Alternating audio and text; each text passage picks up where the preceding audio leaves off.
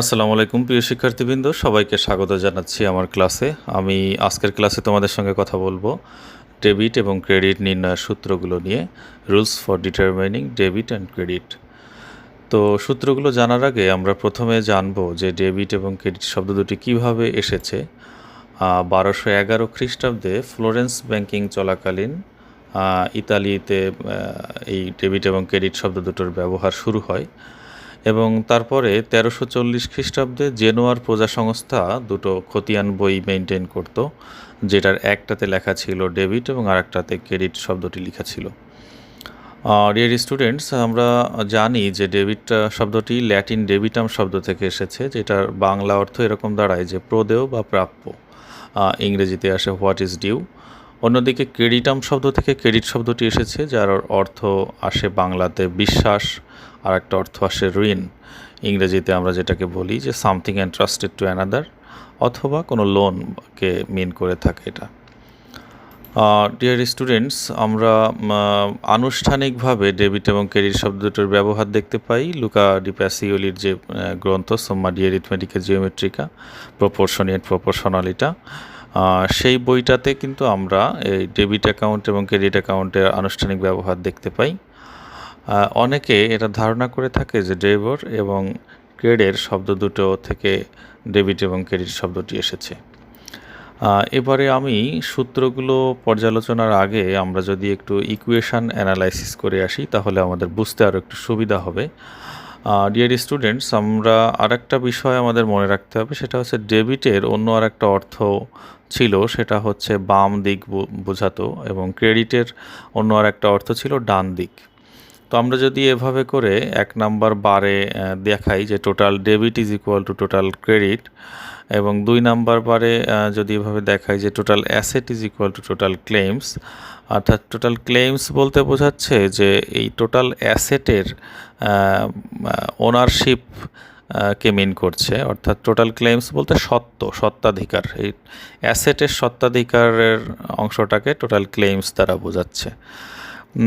তারপরে আমরা যদি এটাকে একটু এক্সপান্ড করি, তাহলে 3 নাম্বার বারে আমরা দেখতে পাবো যে total asset is equal to external claims plus internal claims, অর্থাৎ টোটাল ক্লেমসের যে এক্সপান্ড করলে আমরা এটা পাই। তারপরে যদি আমরা আরও একটু ভাঙি, এটাকে ভাঙলে আমরা পাবো যে এক্সটার্নাল ক্লেমসকে আমরা এক্সটার্নাল লায়াবিলিটিস বলতে পারি, এবং ইন্টারনাল ক্লেমসকে আমরা ইন্টারনাল লায়াবিলিটিস বলতে পারি। তাহলে total asset is equal to external liabilities plus internal liabilities, এভাবে আমরা লিখতে পারি। ডিয়ার স্টুডেন্টস, আমরা যদি আরও একটু এটাকে পরিশীলিত করি, তাহলে ইকুয়েশনটা এরকম আসবে যে asset is equal to liabilities plus owners equity. এটাই অ্যাকাউন্টিং ইকুয়েশন, এবং এটা আমরা সবাই বেশ ভালোভাবে চিনে থাকি এটাকে। তারপরে যদি আমরা এটাকে আরেকটু এক্সপ্লেইন করি, তাহলে ওনার্স ইকুইটি অংশটাকে আমরা যে 4টি উপাদান আছে, capital plus revenue minus drawings minus expenses, এভাবে কিন্তু আমরা প্রকাশ করতে পারি। তারপরে যদি আমরা আরও একটু বিশ্লেষণে যাই, তাহলে asset is equal to liabilities plus capital plus revenue minus drawings and minus expenses, এভাবে করে কিন্তু আমরা একটা ইকুয়েশান দাঁড় করাতে পারি। এবারে যদি আমরা একটু পক্ষান্তর করি, অর্থাৎ এই যে এখানে যে ড্রয়িংস নেগেটিভ আছে, এক্সপেন্স নেগেটিভ আছে, এটাকে যদি আমরা বাম পাশে নিয়ে যাই অ্যাসেটের পাশে, তাহলে ইকুয়েশানটা ঠিক এরকম আসবে যে asset plus drawings plus expenses is equal to liabilities plus capital plus revenue. তোমরা স্ক্রিনে 8 নাম্বার বারে কিন্তু তোমরা এটা দেখতে পাচ্ছ। আমরা জানি যে কোনো কিছু পজিটিভ বা প্লাস অবস্থায় থাকা মানে স্বাভাবিক অবস্থায় থাকা।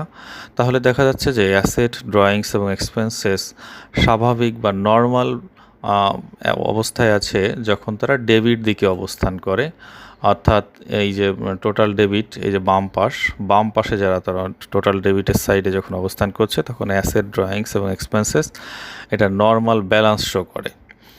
তাই এখান থেকে একটা ইকুয়েশান এভাবে দাঁড় করানো যায় যে অ্যাসেট, ড্রয়িংস এবং এক্সপেন্সেস যদি বৃদ্ধি পায় তাহলে ডেবিট হবে, কেননা নর্মাল ব্যালেন্স হচ্ছে ডেবিট, এবং অন্যদিকে যদি ডিক্রিজ হয় তাহলে ক্রেডিট হবে, কেননা নর্মাল ব্যালেন্সের বিপরীত হবে এটা। তো ঠিক আমরা এবার যদি ডান পাশে দেখি বা ক্রেডিট সাইডে দেখি, তাহলে লায়াবিলিটিস, ক্যাপিটাল এবং রেভিনিউ পজিটিভ অবস্থায় আছে, অর্থাৎ স্বাভাবিক অবস্থায় আছে। তাই এটার নর্মাল ব্যালেন্স হবে ক্রেডিট, কেননা ক্রেডিট পাশেই এটা আছে, তিনটা উপাদানই।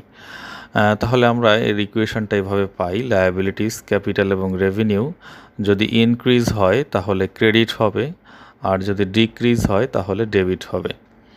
ডিয়ার স্টুডেন্টস, সূত্রগুলো কিন্তু আমরা মোটামুটি শিখে গেলাম। আমি এখানে আধুনিক পদ্ধতিতে যে ডেবিট ক্রেডিট নির্ণয়ের সূত্র সেটা আমি তোমাদের তুলে ধরছি। যদি কোম্পানি অর্গানাইজেশনের ক্ষেত্রে হয় তাহলে ড্রয়িংসের ব্যাপারটা থাকবে না, সেখানে ডিভিডেন্ডসটা আসবে। তাহলে অ্যাসেট, এক্সপেন্সেস এবং ডিভিডেন্ডস যদি বৃদ্ধি পায় তাহলে হবে ডেবিট, কেননা এটা নর্মাল ব্যালেন্স হচ্ছে ডেবিট। আর যদি হ্রাস পায় তাহলে হবে ক্রেডিট। ঠিক একইভাবে আমরা যদি লায়াবিলিটিস, রেভিনিউজ এবং ইকুইটি মানে হচ্ছে ওনার্স ইকুইটি, সেটার ক্ষেত্রে যদি দেখি তাহলে বৃদ্ধি পেলে সেটা হবে ক্রেডিট, কেননা এটা এই তিনটা উপাদানের নর্মাল ব্যালেন্স হচ্ছে ক্রেডিট। আর যদি হ্রাস পায় তাহলে ডেবিট হবে। ডিয়ার স্টুডেন্টস, এরপরে আমরা দেখব যে ব্রিটিশ মেথড অনুযায়ী গোল্ডেন রুলস অফ অ্যাকাউন্টিং, সেটা হচ্ছে যে ব্রিটিশ পদ্ধতি অনুযায়ী বা ট্রেডিশনাল মেথড অনুযায়ী হিসাবকে মূলত তিন ভাগে ভাগ করা হয়। একটা হচ্ছে পার্সোনাল অ্যাকাউন্ট বা ব্যক্তিবাচক হিসাব, আর একটা রিয়েল অ্যাকাউন্ট বা সম্পদ হিসাব, আর একটা হচ্ছে নমিনাল অ্যাকাউন্ট বা নামিক হিসাব। তো পার্সোনাল অ্যাকাউন্টের ক্ষেত্রে debit the receiver, credit the giver, অর্থাৎ যিনি সুবিধা গ্রহণ করবে তিনি হবেন ডেবিট, আর যিনি সুবিধা প্রদান করবেন তিনি হবেন ক্রেডিট। রিয়েল অ্যাকাউন্ট বা সম্পদ হিসাবের ক্ষেত্রে debit what comes in, credit what goes out, অর্থাৎ যে সম্পদ আসলে সেটা ডেবিট হবে, কিন্তু সম্পদ যদি হ্রাস পায় বা চলে যায় তাহলে সেটা ক্রেডিট হবে। আর লাস্ট ওয়ান হচ্ছে নমিনাল অ্যাকাউন্ট, সেক্ষেত্রে যদি debit the expenses and losses, অর্থাৎ যদি ব্যয় বা ক্ষতি হয় তাহলে সেক্ষেত্রে ডেবিট করতে হবে।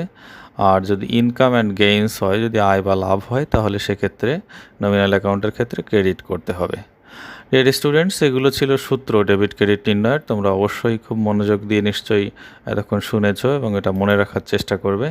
আমি ক্লাস শেষ করব তার আগে একটা পরীক্ষা দিবে। তোমরা ইয়েলো বারের মধ্যে একটা লিঙ্ক দেখতে পাচ্ছ, এটা যে কোনো ব্রাউজার থেকে লিখে সার্চ করলে পরীক্ষাটা দিতে পারবে। সব থেকে ভালো হয় তোমরা ইউটিউবের যে ডেসক্রিপশন বক্স সেখানে লিঙ্ক দেওয়া থাকবে, সেখানে ক্লিক করে পরীক্ষাটা দিয়ে দিবে। আর যারা ফেসবুক থেকে দেখছো তারা ফেসবুকেও পোস্ট আকারে পাবে।